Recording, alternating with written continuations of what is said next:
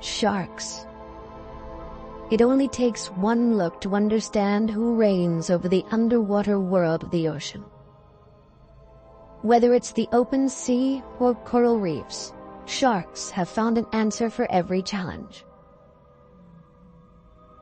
In this underwater realm, they are the undisputed kings. Most humans only dare venture into their world with the protection of technology. But what happens if you can only approach them closely by rejecting this protection?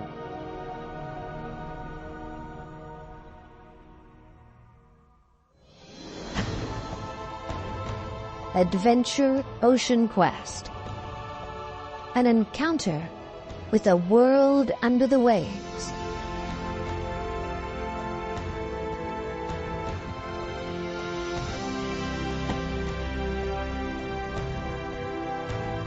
With divers who become underwater beings themselves. They work together with scientists on all the world's oceans.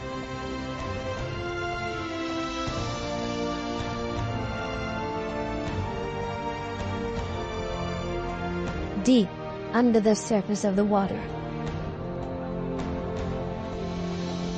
without a sound and without a breath.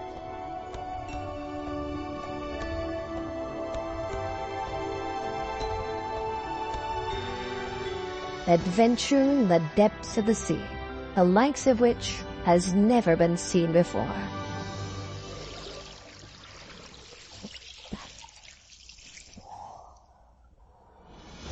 The South Pacific, a world of open sea dotted with small islands. This is the starting point for an extraordinary expedition into the world of one of the most bizarre and mysterious shark species, the great hammerhead. Their aim is to get closer than ever before to this mighty ocean predator, without the help of any technology. It is a journey into a different world.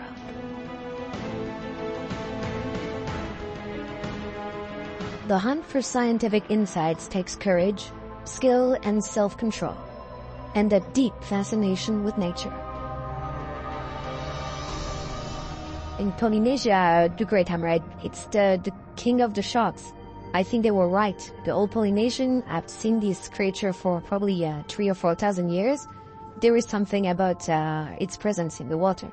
So yes, for me, it's probably the king of the shark as well. Moorea, an island in the South Pacific that captures the essence of a tropical idyll. Green volcanic peaks provide an unrivaled view of the surrounding ocean.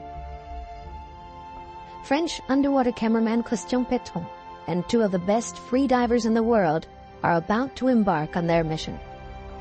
The Belgian diver Frédéric Bouy holds several free diving world records.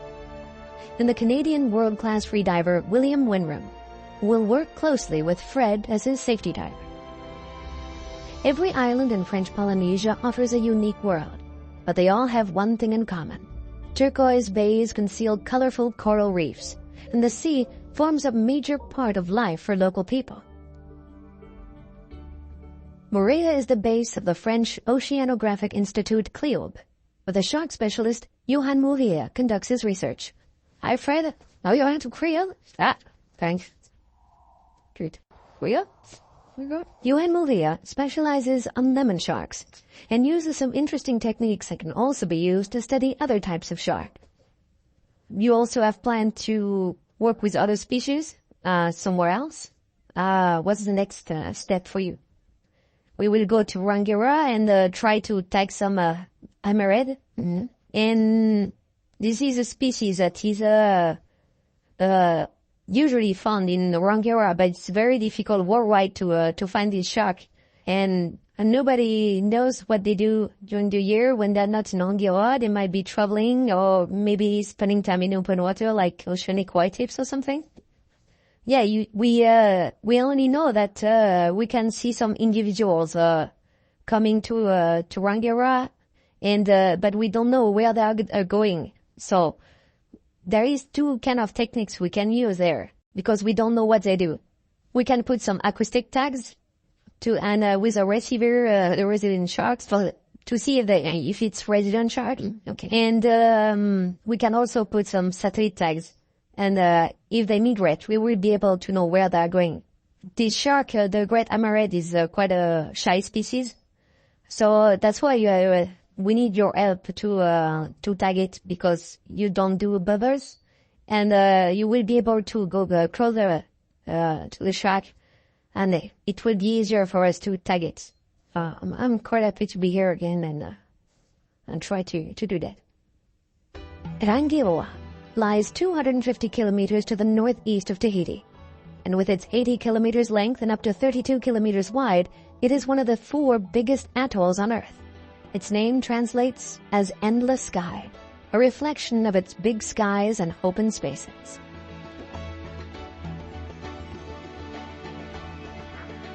About 2,000 people live on the biggest of this coral island chain, which is dissected by hundreds of small channels. This is where the ebb and flow of the tides supplies a multitude of food, and most of the underwater life congregates. This will be the diver's starting point. Now we will attract some big sharks with a bait, and we will see what happens. But we hope to see maybe hammerheads and maybe tigers. So we never know what to attract, but we hope to see big sharks. The weather isn't on the side of the divers. Wind creates waves and difficult currents. Clouds darken the otherwise bright underwater world. But still, the sheer diversity of the underwater world at Rangiroa is impressive. A massive shoal of humpback red snappers is having a rest after the exertions of their nighttime hunting. They are predators, but during the day, they congregate in large shoals to seek protection from bigger hunters.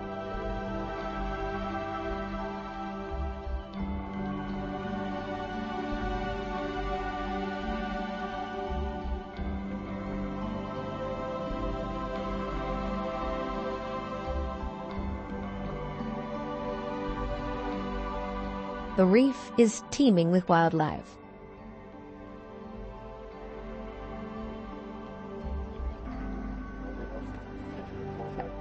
But there is no sign of great hammerhead sharks. In the wide expanse of the South Pacific, it's like looking for a needle in a haystack.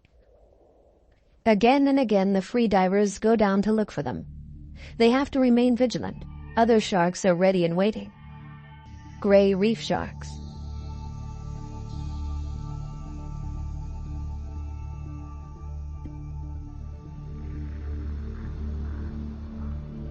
They often congregate in the channels between the islands.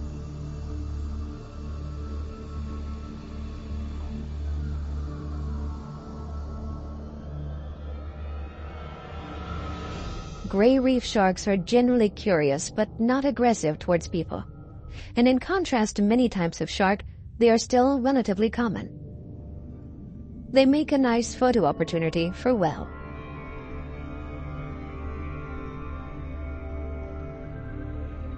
Growing to a length of about 2.5 meters, they can dive to an impressive depth of around 300 meters in pursuit of prey. For the team, they're a good sign. These sharks are not just hunters, they're also prey, and their predators include the great hammerhead. Perhaps their presence means that the team have a good chance of finding their shy targets after all. This shark has already been a target of humans and has lost his dorsal fin.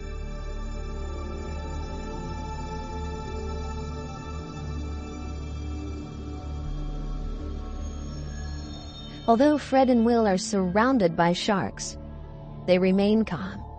Their controlled movements and noiseless presence means the sharks are relaxed and allow them to stay nearby.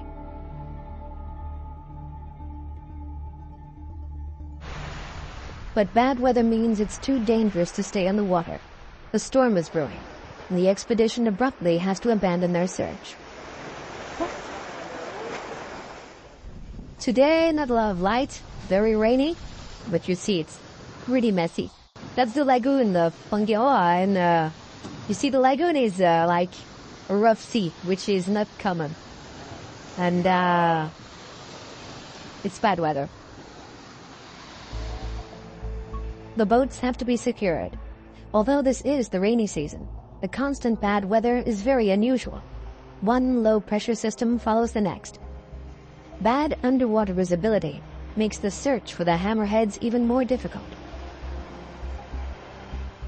And the rough waves would make it impossible for the divers to return to the boat.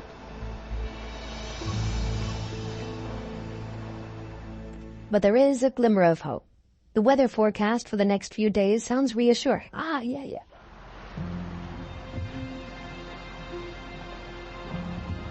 Perhaps they're in luck.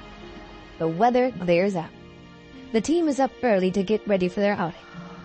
Carefully, they load the expensive camera and scientific equipment.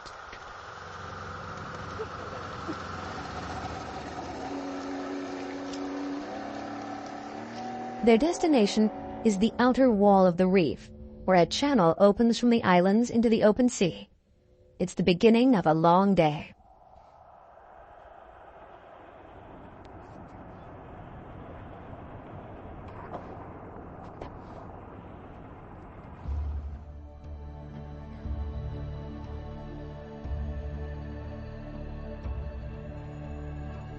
The marine biologists usually have to contend with a serious disadvantage during their efforts to observe the animals underwater. Their diving equipment is noisy and can be heard from far away. It is disruptive and frightening to the animals.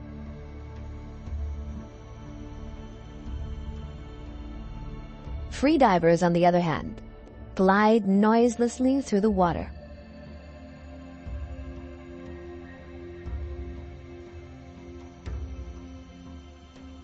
Years of training allow them to stay even at greater depths for minutes at a time.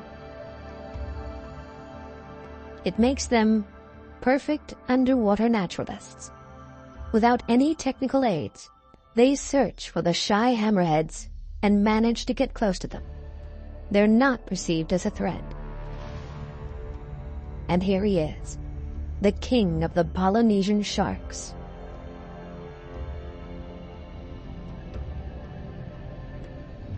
It emerges as if from nowhere and quickly disappears again.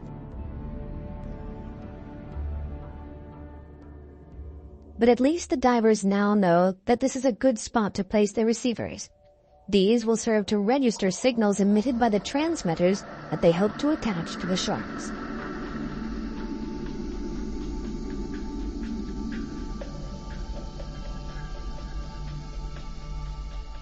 They install a concrete base at a depth of 25 meters to anchor the receiver.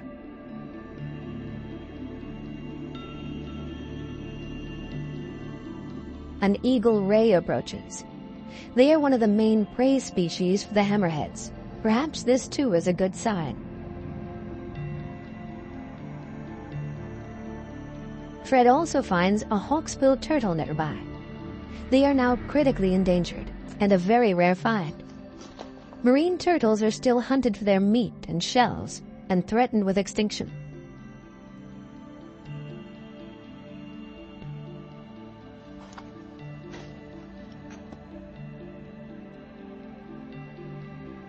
They are usually very shy, but this one doesn't seem to feel threatened by Fred's presence. It's busily looking for food, mainly sponges that live amongst the corals.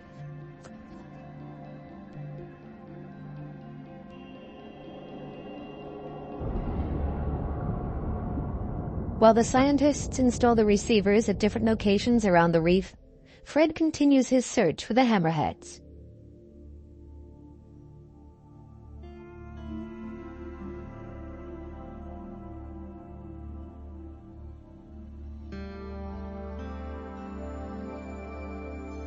But since his brief encounter, he's not seen any sign of the predators.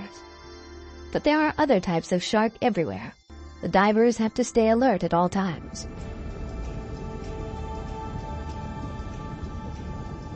The receiver is installed very carefully. Hopefully, it'll record valuable data for the next 4 years. Silvertip sharks emerge from the depths of the ocean.